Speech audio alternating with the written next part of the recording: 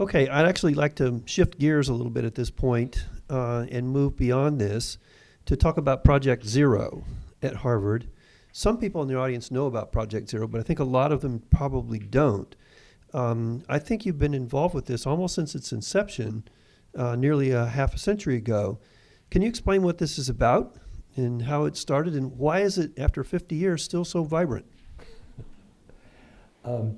I'm going to restrict myself to a few minutes because, in fact, Project Zero started in 1967, so it's 52 years old. And I was a founding member along with a man named David Perkins, and happily we're both still around and we're actively involved in it. It was started at the Harvard Graduate School of Education by a very eminent philosopher, Nelson Goodman, a philosopher's philosopher. So people deeply in philosophy would all know Goodman's work, but he's not Jean-Paul Sartre. He's not somebody who has a broader reputation. And Goodman was very interested in the arts. He was involved himself in many ways. But he said, there's a lot of knowledge in the arts, but it's not systematic. The knowledge is lore and examples and practices here and there, but there's no systematic knowledge. So let's try to see what we can learn from different disciplines, social, scientific, etc., about what it takes to be an artistic producer, an artistic connoisseur, critic, etc. And he said, nobody knows about this, so we're going to call it Project Zero. Now, it actually turns out to be a rather useful name because it doesn't reveal anything. And our dean tried very hard to get us to change it to Project Learning or Project Education, but I was amazed that the members of Project Zero were almost unanimous. They liked the name, so we're keeping the name. But today, it's a quite large research project at Harvard, completely soft money. I always joke, Harvard doesn't giveth, it taketh away.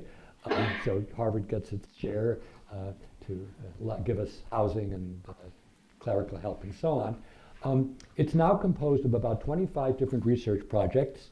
13 people are what are called principal investigators. That means we can apply for funding from the government or from private sources, individuals and foundations. And I always say, we study things which we really want to study and which we can get money for. There are things we want to study which we can't get money for, so we can't do it, but we never go after things just for the money. And that may be one reason why we've survived. People typically spend their lives there. I've spent 52 years there. My wife has spent 46. Wendy's 24 years. And that's because I think there's no place like it. If you wanted a sentence, which is probably what I should have given you in the first place, we develop ideas about learning and knowledge and education and try to give them a push in the right direction. So we're not strictly researchers, but we're not chiefly practitioners. We're people who try to develop concepts and ways of thinking, like head cap and so on. And then when people are interested, we try to help them make use of them.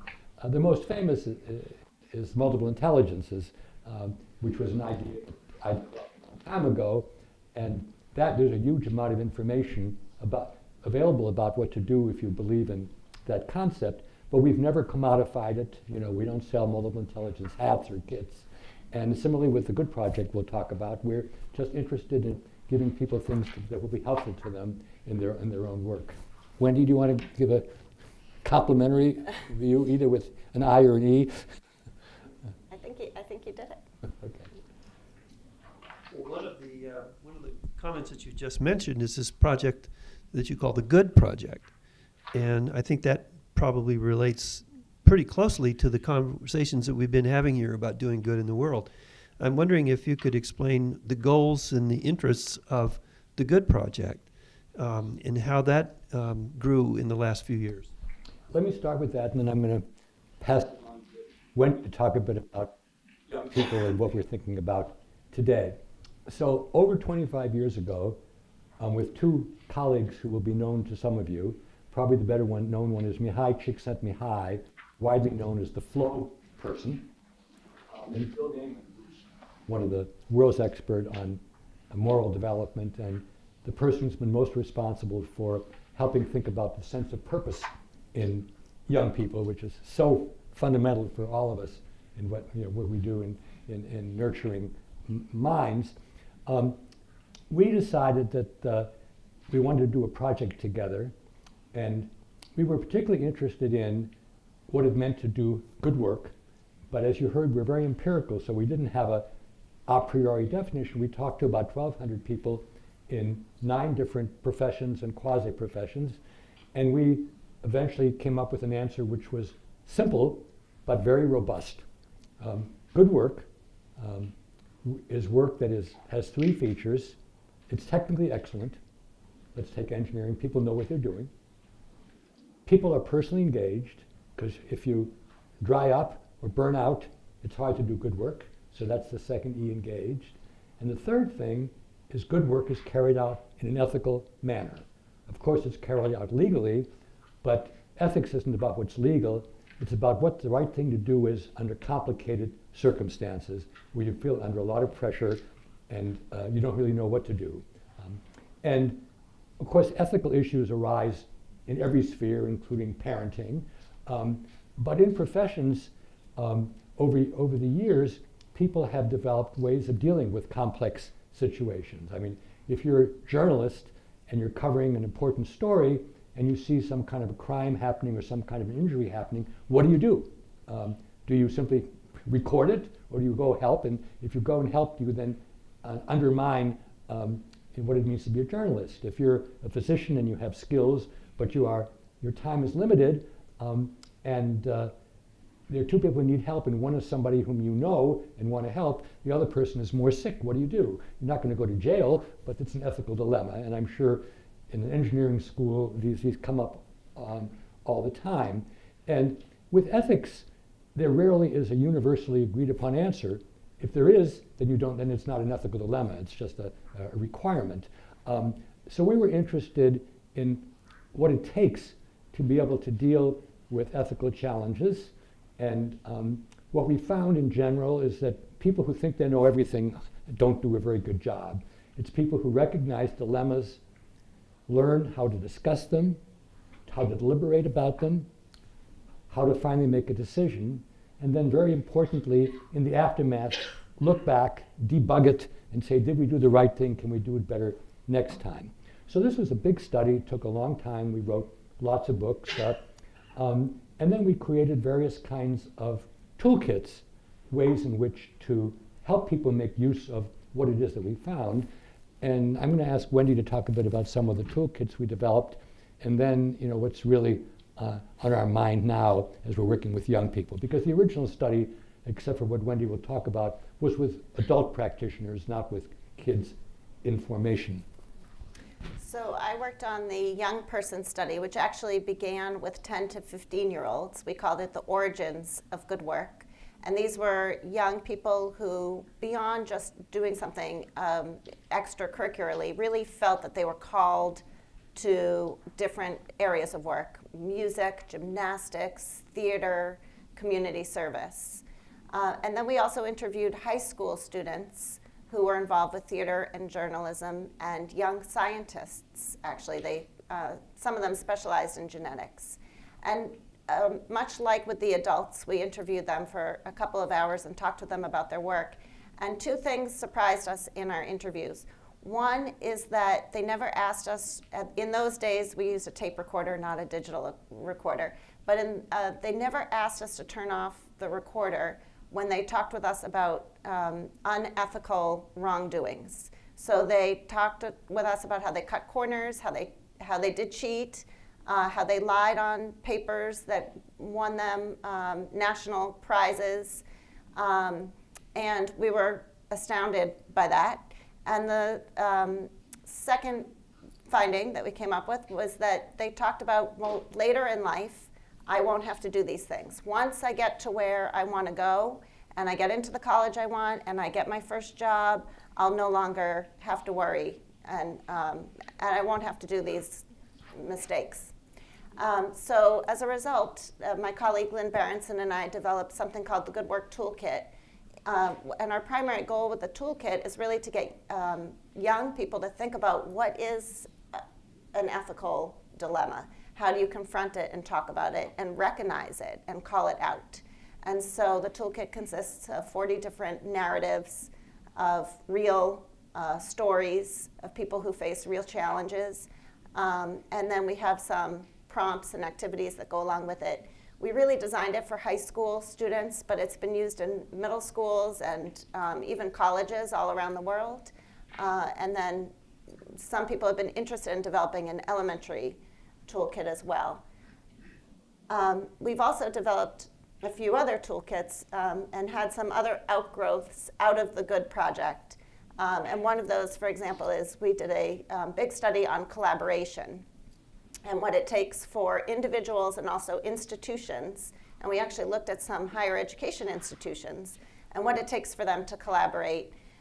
This was a 3-year study, and we developed a toolkit out of that work also. Because of our Good Work toolkit, we saw that people really use these materials and counted on them. And so we developed a good collaboration toolkit. And these are, people can download these for free on our site, because as Howard said, we don't try to make money off of them necessarily. We want people to use them.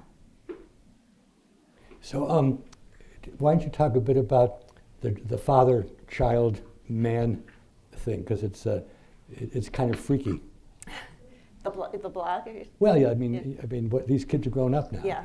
So with the most recent higher education scandal, the admissions scandal, which I'm sure everybody here knows about, I think it came out in March, it struck us that so many of the parents who were involved in that scandal were probably the children of people that we had interviewed at the time of our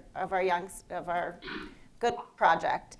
And so I recently have done some work to connect both the Good project and our study of higher education, looking at how people understand cheating and ethical wrongdoings, and what happens if no one blows the whistle and no one talks or stops with young people, primarily people in high school and college, who cheat, that they then grow up and actually don't ever change their ways, much like the young people thought that they might, that when they eventually get to a place where they didn't have to cheat, they wouldn't.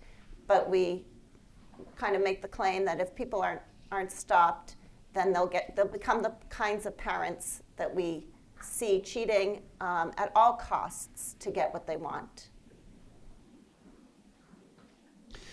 So I remember a conversation with you, Howard, long ago when you were, I think this is right, so you'll have to correct me if I got the details wrong.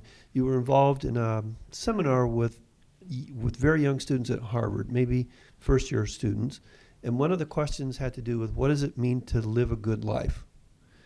And I think you were describing the kinds of themes that emerged. One of them was, well, to live a good life is to do well. So this means to succeed, maybe financially, through recognition and so forth.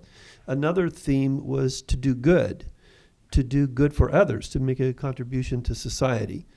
And the real question is, what is the right balance? How should you think about that as an educator? Should we be happy with one and unhappy with the other? How do we manage that? This is not a question I told you about this. Any other simple question? No, what you're alluding to is actually as a result of what Wendy and her colleagues found, that young people thought that ethics was for later. We developed a quite comprehensive thing which we called Reflecting on Your Life. We began at Colby College, then we did it at Amherst, and for a dozen years we did it at Harvard College as well. And it was taking incoming students to get them to think about these kinds of dilemmas. My honest answer is a one-shot thing is better than no shots. Though I have to also say these were not required reflection sessions, and the people who came were by no means a random sample of students. They were probably students who were already open to think about their lives. They didn't have it already made up in a transactional way. Now I'm more and more convinced, and I'm going to go out on a limb here, and Wendy doesn't have to come on the limb with me, is that unless these things are absolutely fundamental to the institution, unless they're absolutely in the DNA of the institution, whether we're talking about ethics or civics or morality or spirituality or the arts, unless they're really absolutely central to the mission of the institution. Everybody knows about it. You're onboarded from it, and it becomes part of the warp and the woof every day. The chances you're going to have a positive impact on students is very modest. Everybody would agree, there are 20% of the students who you love, and they're going to be great no matter what you do. In fact, if they don't like it, they'll leave. That's how they determined they are.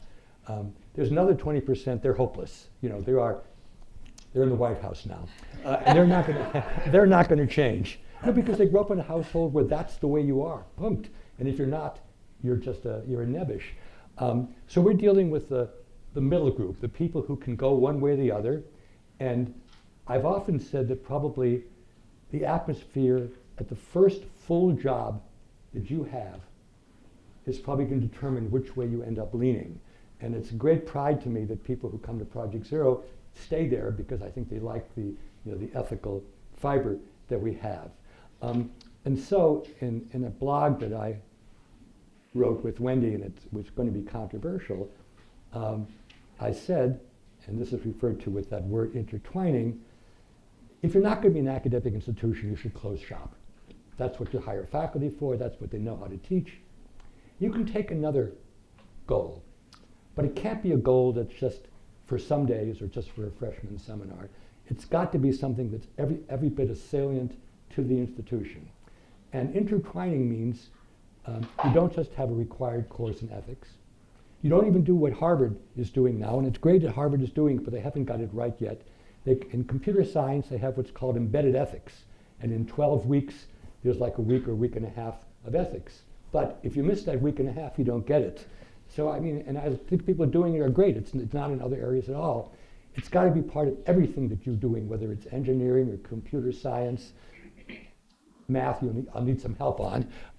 It needs to be something that's very important and you're thinking about all the time, and that's what intertwining is. So the new president of Harvard, whom I have great regard for, Larry Bacow, says, I want Harvard to be about public service. And again, nobody would rebuff this in the abstract, but it's got to be public service that relates to what faculty know how to do, or you get a totally different kind of faculty, which is not going to happen. And so public service should be something that comes up in whatever the things are that you're studying. And so you'll read about this in the paper. One of the things that we're talking about now at Harvard is students who are admitted before they come to Harvard to do some public service in the community. Nobody would be against that in principle, but I'm a 17-year-old living in Scranton, Pennsylvania. What do I know how to do?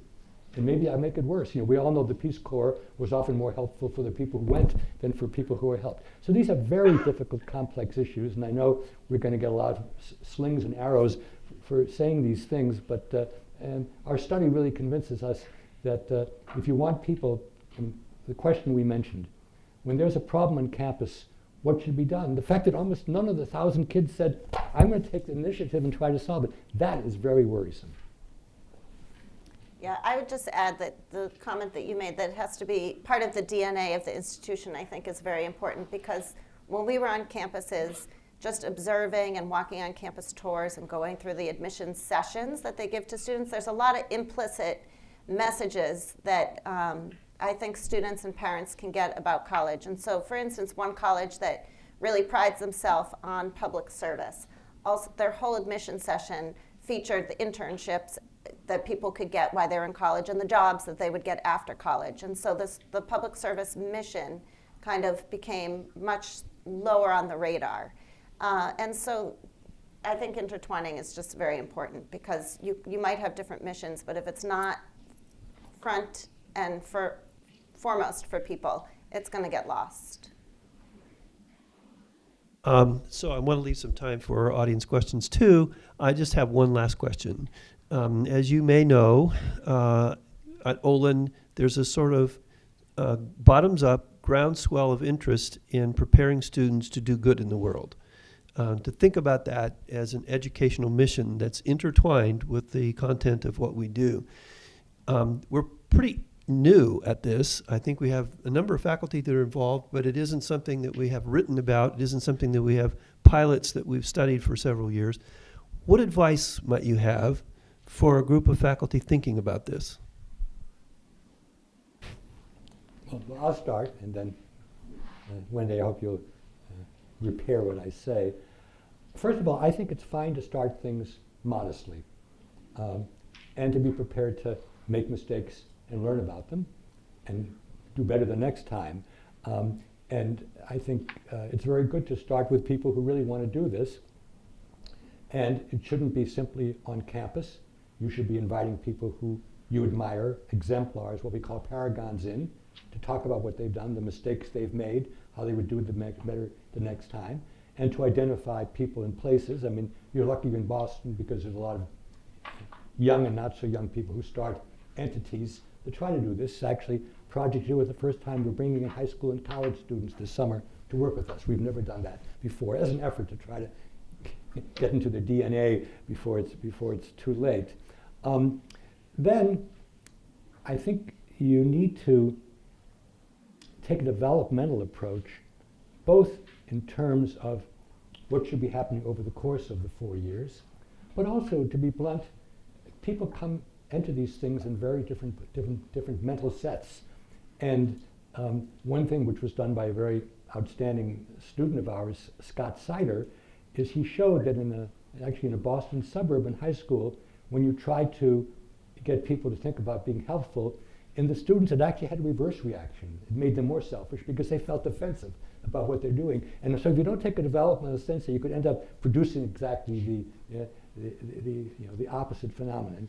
But I have to be honest with you, I never thought much about engineering. When we did our study of professions, we didn't include engineering. Of course, we knew that the Carnegie study of Lee Shulman had forefronted engineering, but I think engineering is actually the best. I think it's the best profession to start with, because, as you say, it's well regarded. When engineers screw up, it's not like lawyers. There's a real pain. But it's very easy to see as being completely instrumental and transactional. And so to make people feel their real choices about where do you work, how do you work, with whom do you work, and when do you say, I'm out of here. And a book which every one of my students over the last 10 years has read is Albert Hirschman's book, Exit, Voice, and Loyalty. Hirschman is a great economist.